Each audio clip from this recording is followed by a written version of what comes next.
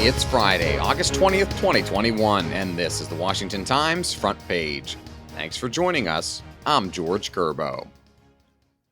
A federal judge has issued an injunction to stop the Biden administration's attempt to place limits on which illegal immigrants can be arrested and deported, saying the policy ran contrary to the law.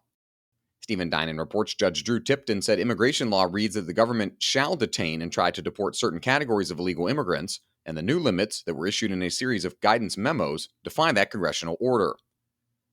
Homeland Security Secretary Alejandro Mayorkas said the new priorities, which were deemed interim guidance, were an attempt to focus arrests and deportations on the most serious cases. In Afghanistan, a confidential United Nations assessment is warning that the Taliban are intensifying efforts to hunt down Afghans who worked with American and NATO forces over the past 2 decades. National Security Team Leader Guy Taylor reports the assessment circulating among UN officials this week became public Thursday. It comes as clashes and chaos continued around the airport in Kabul, where Taliban fighters used gunfire at traffic points to halt throngs of Afghans desperately trying to access a U.S. military-led evacuation. Regional experts warn that the Taliban will almost certainly provide a haven again for jihadi groups, and that dire food shortages are likely to envelop Afghanistan during the coming months while the international community attempts to isolate the Taliban. That diplomatic crisis will soon come into view, including the tough calls needed to be made about humanitarian aid to Afghanistan. Jeff Murdoch reports as the largest donor to Afghanistan, the United States has provided more than $266 million this year through early June.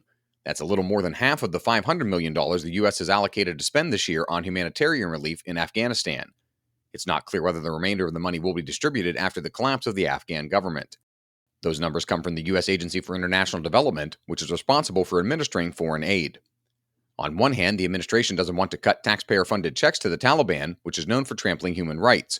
But on the other hand, withholding aid could worsen a full-scale humanitarian crisis. A reminder that you can find all these stories at WashingtonTimes.com/front page. Don't have access yet? Visit WashingtonTimes.com/George and get 25% off your annual subscription.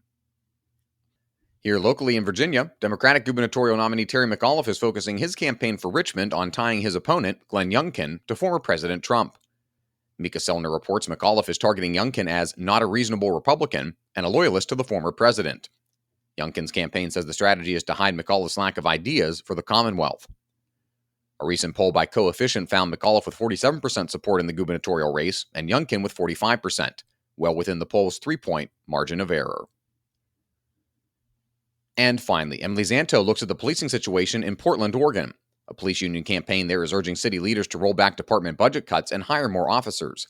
The Portland Police Association said it began putting up billboards this month to raise awareness of public safety concerns.